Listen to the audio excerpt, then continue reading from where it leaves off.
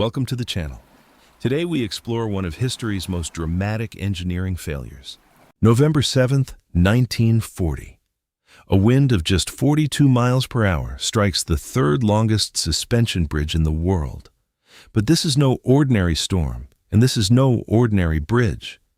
Within an hour, the elegant steel structure will tear itself apart in a shocking display of aerodynamic self-destruction.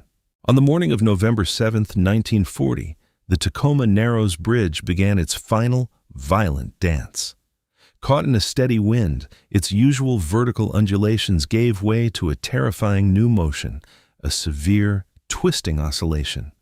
The roadway began to tilt from side to side at an alarming angle, with one edge rising as the other fell.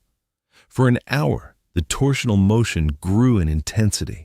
The deck twisted as much as 45 degrees, creating waves that rose and fell 28 feet. Finally, the steel could take no more. A 600-foot section of the center span tore away from its suspender cables, turned upside down, and plunged into the waters of Puget Sound below, sealing the bridge's fate.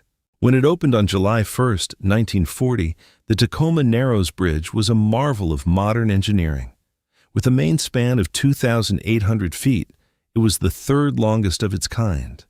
But its design prioritized elegance and economy over rigidity. The roadway was exceptionally narrow for its length, only 39 feet wide, giving it a width-to-span ratio of 1:72.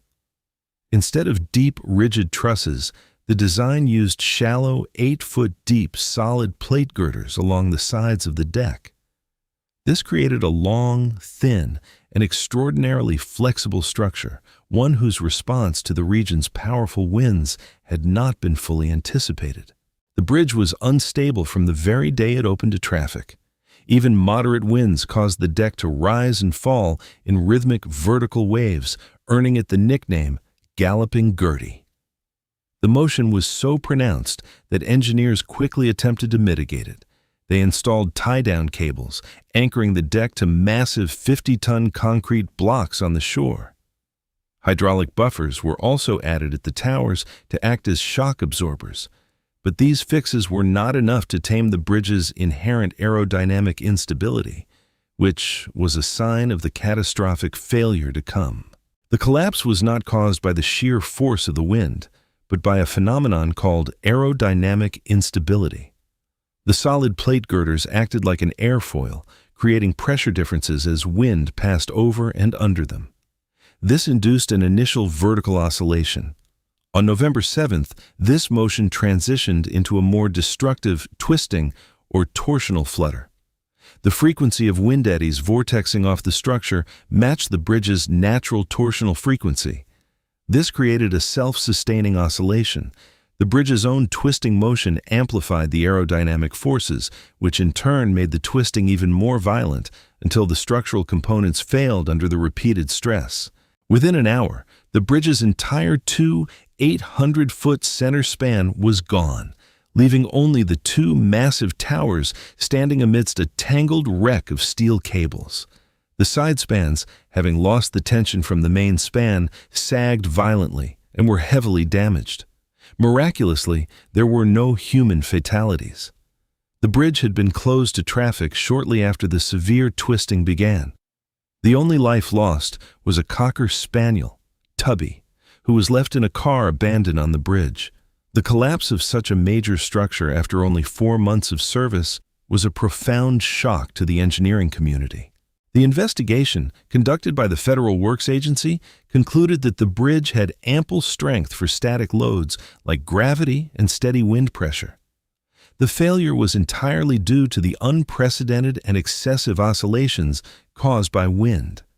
The report faulted the design's extreme flexibility and the solid girders, which did not permit wind to pass through the deck. The engineers had followed accepted practices of the time, but those practices had not yet accounted for the complex dynamic forces of aerodynamics on such a light and flexible structure. The failure was not one of materials or construction, but of theory. The dramatic failure of the Tacoma Narrows Bridge became one of the most important case studies in engineering history. It fundamentally changed how long-span suspension bridges were designed. The disaster revealed a dangerous knowledge gap concerning the aerodynamic effects of wind on flexible structures. In response, wind tunnel testing of bridge designs became a mandatory and critical part of the process. Future designs would incorporate deep, stiffening trusses that allow wind to pass through, wider roadways for greater stability, and other aerodynamic improvements to prevent the reoccurrence of such a self-destructive failure. The collapse of Galloping Gertie was a public and spectacular failure, but its legacy is one of profound progress. Captured on film, it provided an undeniable and invaluable lesson. A structure's strength cannot be measured by its ability to resist static forces alone.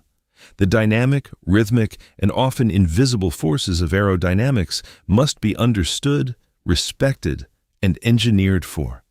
From the wreckage in Puget Sound rose a new generation of bridges built with a deeper understanding of the complex interplay between wind and steel.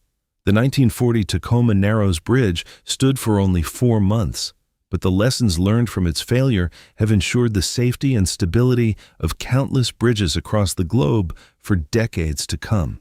Thanks for watching. If you enjoyed this, please like and subscribe for more engineering history.